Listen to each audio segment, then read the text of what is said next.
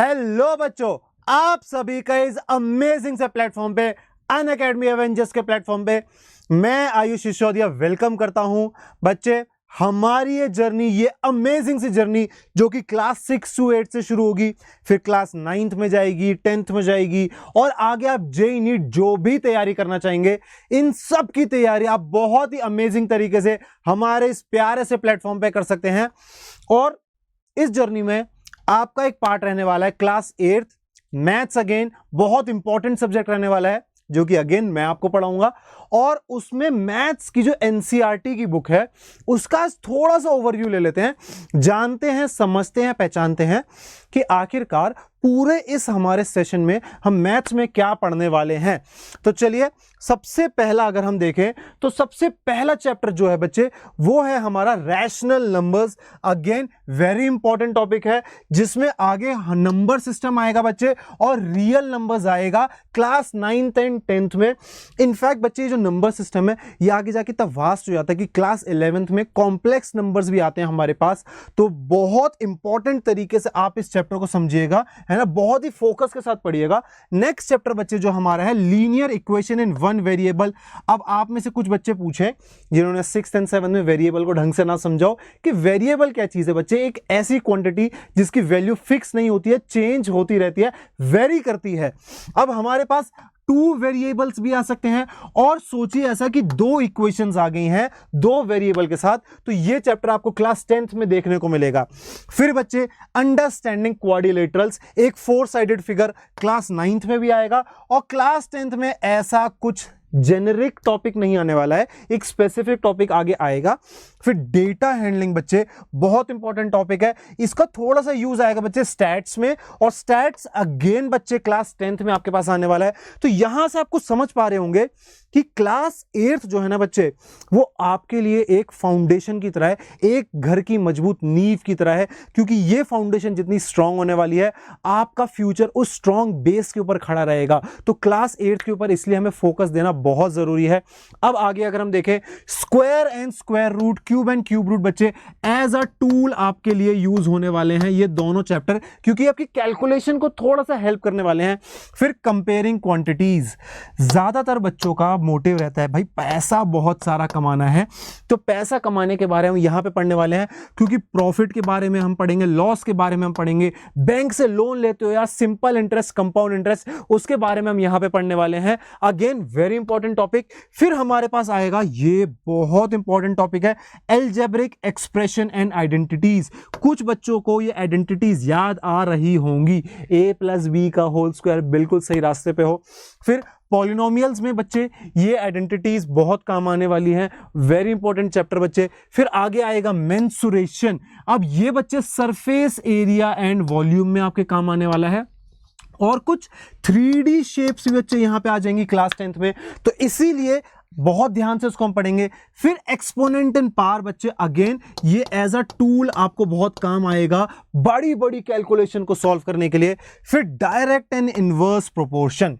मेरे कुछ ऐसे प्यारे बच्चे होंगे जिन्होंने सोचा होगा कि यार कुछ गवर्नमेंट एग्जाम्स देते हैं, एफकैट हो गया बच्चे, एसएससी हो गया, इन एग्जाम्स के लिए आपको कुछ क्वेश्चंस की टाइप होगी जो आपको इस चैप्टर में देखने को मिलेगी। क्लास 8th के इतने आसान टॉपिक्स आते हैं। बिल्कुल बच्चे, ऐसे एग्जाम्स का जनरली लेवल क्लास 10th से ऊपर नहीं जाता है, लेकिन जो लोग अपने बेसिक्स को मिस कर देते हैं, इसलिए मैं कहता हूं बच्चे बेसिक्स का स्ट्रांग होना बहुत जरूरी है।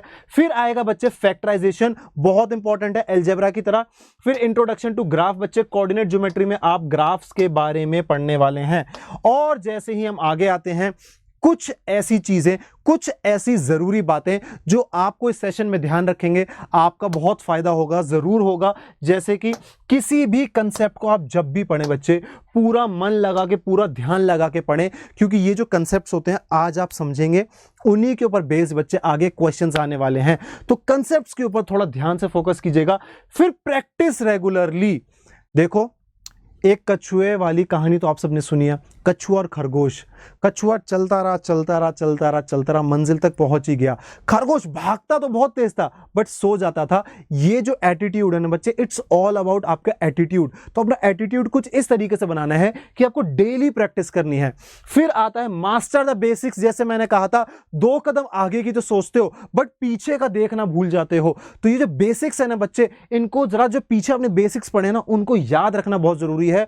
और फिर आती है बच्चे सीक हेल्प। घबराते हो, पूछते नहीं हो, चीजें ना मेरे से डिस्कस नहीं करोगे तो यार कैसे काम चलेगा। टीचर हूं मैं आपकी मन की बातों को समझ सकता हूं, लेकिन कभी कभी नहीं समझ पाए तो आपको मुझे बताना पड़ेगा। आप अपने दोस्त से डिस्कस करो, पेरेंट्स से डिस्कस करो, मुझसे डिस्कस करो। नीचे कमेंट में लिखो ना यार क्या प्रॉब्लम है तुम्हारी, मैं 10 बार बताऊंगा, बिल्कुल बताऊंगा। तो जब भी आपको कोई भी दिक्कत हो, डाउट्स पूछना एक विद्यार्थी का, एक स्टूडेंट की लाइफ का बहुत इंपॉर्टेंट पार्ट है। आपका माइंड क्यूरियस रहना चाहिए। फिर आता है विजुअल एड्स। क्या होता है यार ये? Graphs, flow chart. जब भी कोई टीचर होता है, कॉपी चेक करता है, सारे बच्चे वो बोरिंग आंसर लिखते जा रहे हैं। ये सिर्फ मैथ्स के लिए नहीं है बच्चे, और सब्जेक्ट्स के लिए भी है। बोरिंग आंसर लिखते रहेंगे, टीचर भी मान लो बोर हो गया। आपने एक अमेजिंग सा फ्लो चार्ट बनाया यार, एक डायग्राम बनाया, ग्राफ बना के आए, उसको ज्यादा पढ़ना ही नहीं पड़ा, उसको देखने में ही मजा आ गया। यार क्या बना के आए हो तुम, वो यहीं पे तुम्हें पूरे मार्क्स दे देगा यार।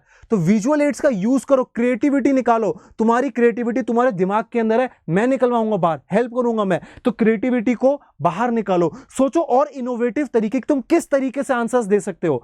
फिर आएगा रिवीजन। पीछे का रास्ता भूलना नहीं है, बहुत इंपॉर्टेंट चीज है। आगे चलते चले जा रहे हैं, बिल्कुल भेड़ चाल में भागते चले जा रहे हैं। पहला चैप्टर, दूसरा चैप्टर, तीसरा चैप्टर, रिवीजन कर ही नहीं रहे हैं।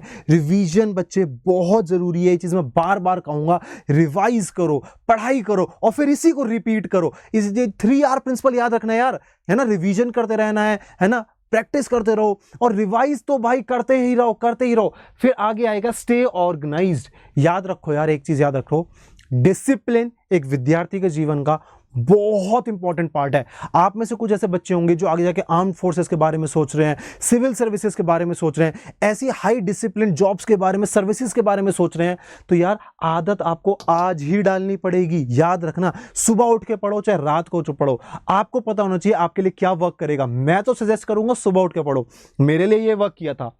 अब कुछ ऐसी बातें जो आपको नहीं करनी चाहिए, और बहुत इंपॉर्टेंट चीज है क्रैमिंग। मैथ्स रट रहे हो यार तुम लोग, मैंने देखा कुछ बच्चों को मैथ्स को रटते हुए, कॉपी ऐसे खोली और बस देखते चले जा रहे हो कि हाँ ये भी सवाल हो जाएगा, ये भी हो जाएगा। और पेपर देखते यार दिमाग का धुआं निकल जाता है कि यार अब तो मैं भूल गया। क्यों? मैथ्स लिखने का सब्जेक्ट है, जितना ज्यादा कलम घिसोगे ना उतने अच्छे तुम्हारे मार्क्स आएंगे। तो लिखते रहना। और लास्ट मिनट रश, प्रोक्रेस्टिनेशन की तो आदत हम सबके जीवन में भरपूर मात्रा में है। यहां पे काम इकट्ठा करते चले गए, करते चले गए, करते चले गए, है ना। इतना पहाड़ इकट्ठा हो गया, यहां से यहां की छलांग हर किसी की बस की बात नहीं होती, और किसी की बस की भी है तो अननेसेसरी कितने एफर्ट्स क्यों मारने यार। डेली थोड़ा थोड़ा काम निपटाते रहो। बैलेंस बहुत जरूरी है, संतुलन बहुत जरूरी है। पढ़ाई का, फैमिली के साथ एंजॉय करने का, खेलने का, टीवी का, सबका एक टाइम टेबल बनाओ, है ना। और फिर लास्ट मिनट रश आपका नहीं होगा। और उम्मीद करता हूं यार कि मेरी ये कुछ इंपॉर्टेंट बातों का आप सभी बच्चे खास तौर से ध्यान रखोगे। इन बातों को पूरे सेशन में नहीं बच्चे, पूरी लाइफ में याद रखना। ये सारी बातें आपको जरूर हेल्प करेंगी। मिलेंगे एक और अमेजिंग सेशन में, क्योंकि अनअकैडमी एवेंजर्स आपके लिए एक बहुत जल्द सरप्राइज लेने आ रहा है। तो इस चैनल पे बने रहिएगा। जो भी आपके सजेशंस हो नीचे कमेंट में जरूर लिख के जाइएगा बच्चे। Bye bye and take care.